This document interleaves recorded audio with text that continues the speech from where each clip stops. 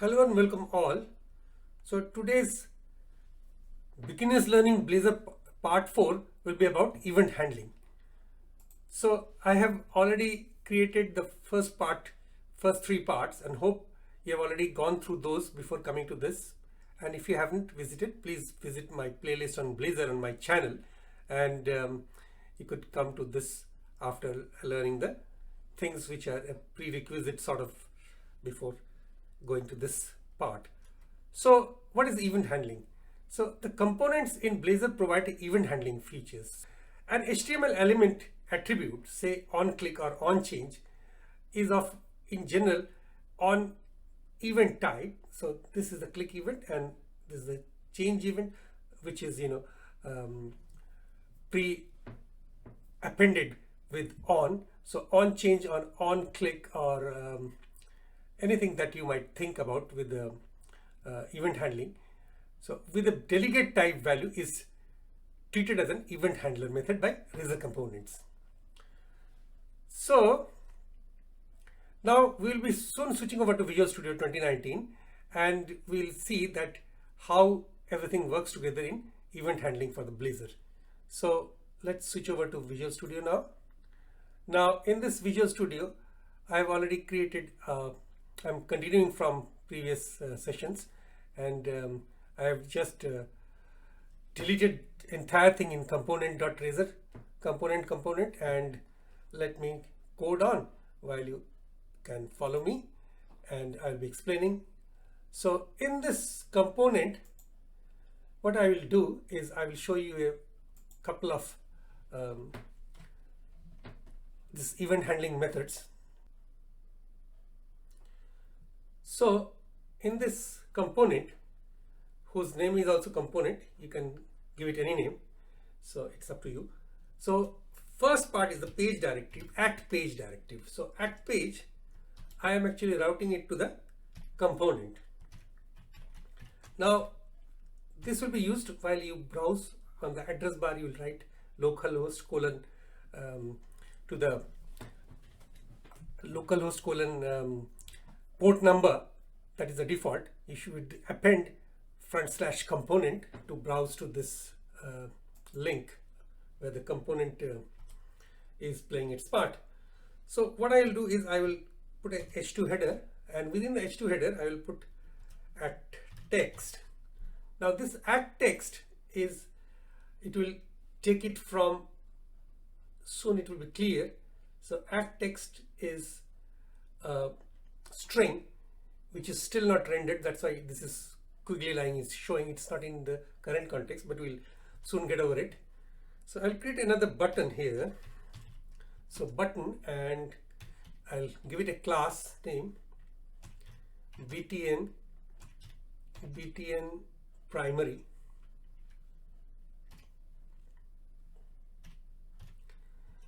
btn primary, and then at the rate on click event of this button, which is the most common event. On click event of the button, I will call an event handler or a method change heading. All right, so just close this button tab, and the name of the button in this case I have selected as update heading, or you can say change heading. That will be also appropriate. Change heading, right? Now this is also squiggly line because the change heading does not so far exist, but we'll soon get to there in a bit. And I'll put two breaks to put it to the next line, and skipping 2 lines, and then I will put a paragraph over here, and then within this paragraph I will write at welcome message, which is also not there at the moment. I'll soon get there. Okay, so now my third section is, as you know, it's a code block. So within start code and end code, and @code. I'll have to write all the C# type code. So here I will create a private variable, private string text, and initialize it with the value. You will change the text on clicking the button. So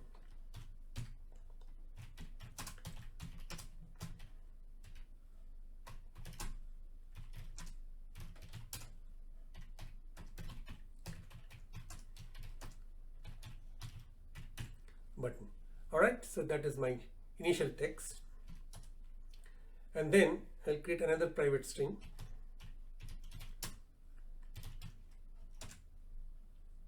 which is the welcome message.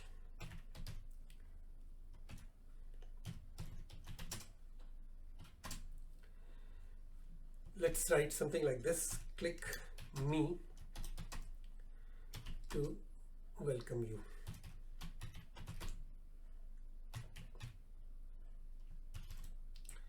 Something similar you can write always. It's up to your creativity. Okay, now this change heading, I have to now create this change heading method, which is really the event handler for this on click event, right? So this will be another private void, return nothing, and I'll create this method change heading, and here I will actually send a mouse event args as parameter. I will soon tell you why. And now on the calling on the trigger of this change heading event handler, I will write to the browser a text. You have to click at the button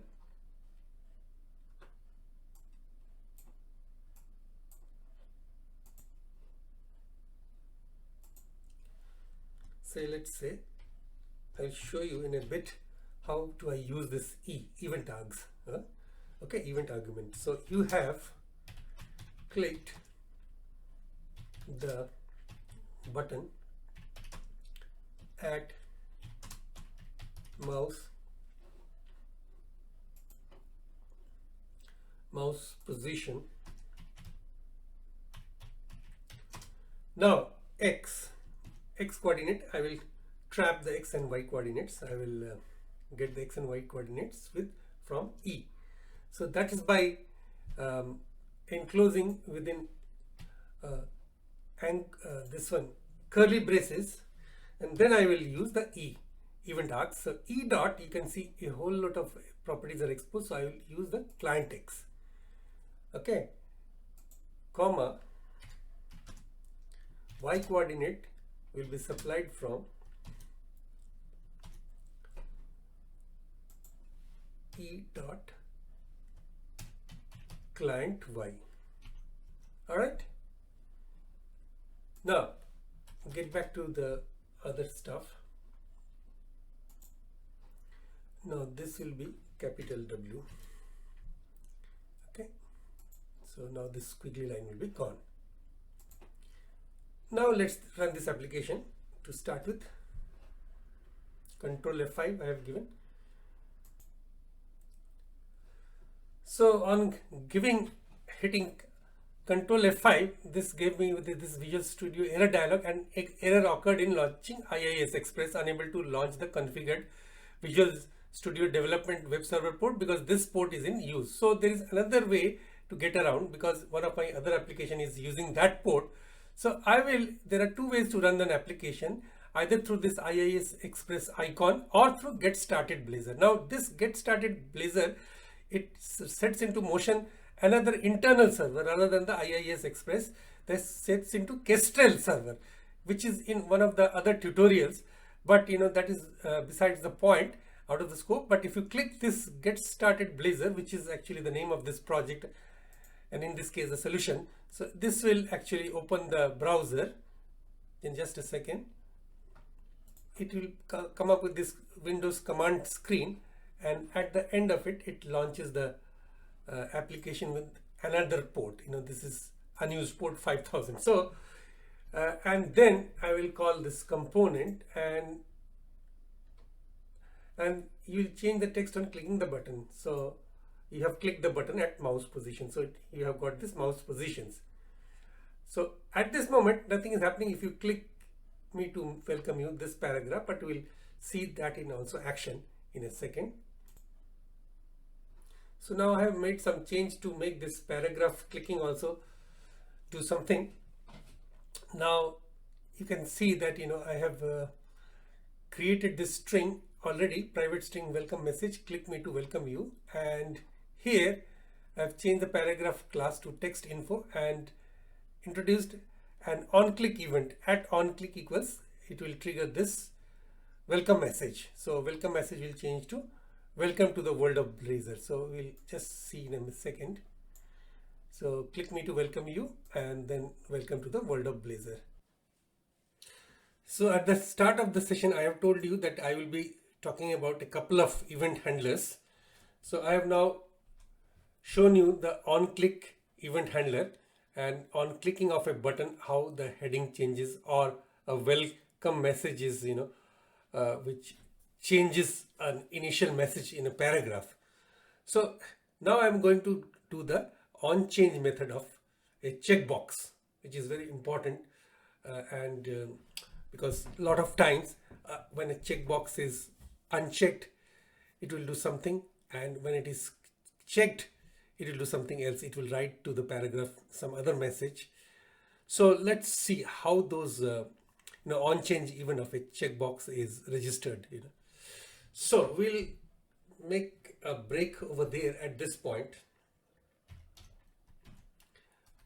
It will just break onto, just skip 2 lines, okay, and then write a HTML for the input type, that is a checkbox. Okay.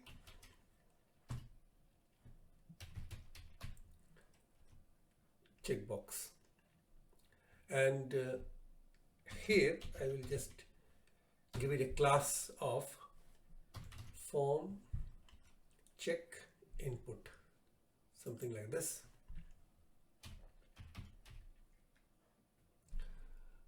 Check input, and then the at on change. At on change event is, I will call a check changed method, or which is the event handler in this case, check change. It's not written, so I'll come there in a bit. That's why this quickly line. Okay, so what this check change will be, let's see how it looks like. And before even I tend to write this check changed, I'll have to write 2 fields. Actually, I have to create 2 fields. One of them is a parameter rather, which is Boolean, which will return the checked state as a Boolean, and another is a string. Okay, let's start writing private string again. Let's just copy this to save some time on typing. Just copy this part and change the string name to check changed this time. Check changed, and let's write a message.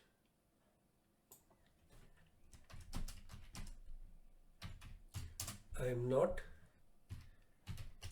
checked. Okay,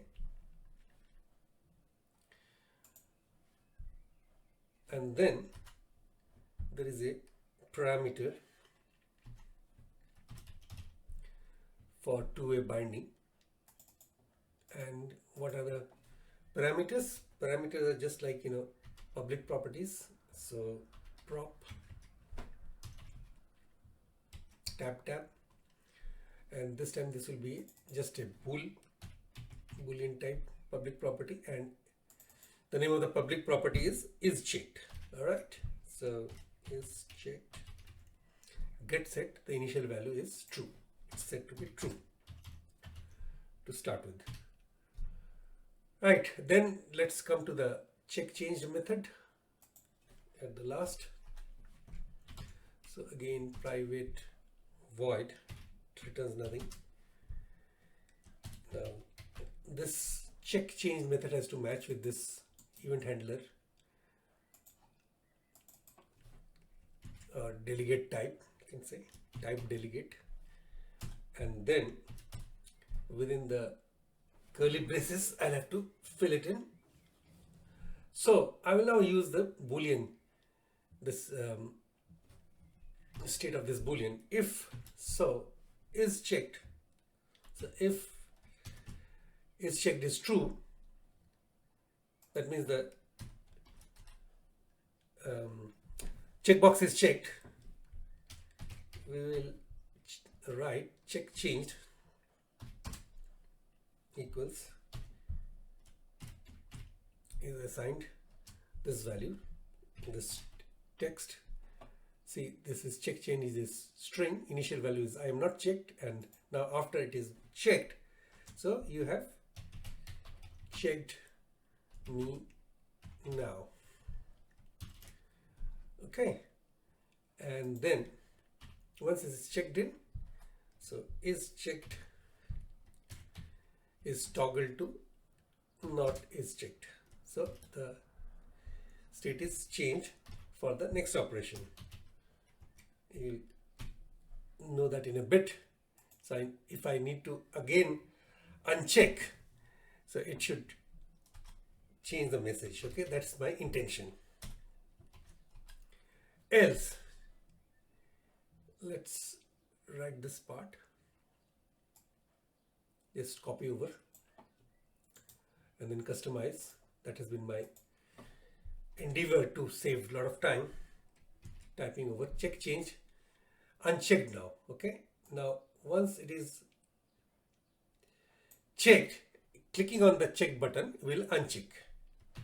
So there will be corresponding message to show that unchecked now, right? And then again is checked is toggle to not is checked. Okay, so it will toggle between these two states. That's the intention. So if everything is all right, I should be able to run it again. So let's click on this button to run the Kestrel server for hosting. So now this is rendered, this checkbox I am not checked. So you have checked me now, unchecked now. So that's all. And I did a small change actually. It's something I forgot in the first place. I have just put a paragraph below the checkbox just to with the add check change, which is actually bringing the value of this string from this check change event handler. So that's all. Before leaving, I have to tell you one more thing, that is these event handlers can also use a task, return type task, and run asynchronously when the button is selected. So the code for that is, so if I create, instead of a void, I return a task, private task, change heading, and then this is asynchronous keyword, async. Now to run this change heading method asynchronously, you have to put the async keyword followed by the task class, task type return, and then you are modifying the text to whatever you would like to, like the first case. And in the last line, you have to write an await on task.run, and this is lambda expression. This is lambda operator. It goes to the text, you know. This is the way to run a task which is actually updating a text on anything, on a paragraph in this case. So let's do the last thing, which is event argument types. Now, a few events have event argument types permitted. For example, the keyboard event has keyboard event args and mouse event has mouse event args. Now the method calls only require these event types if access to one of these event types is necessary. Right. So you have got this mouse event args corresponding to mouse event. So we saw how event handling is done in Blazor and saw that an HTML attribute with a delegate type value is a method that runs on the trigger of an event, the on click of a button, for example. And some events have event arguments which are used in certain cases, like in the example to find the XY mouse coordinates at the point of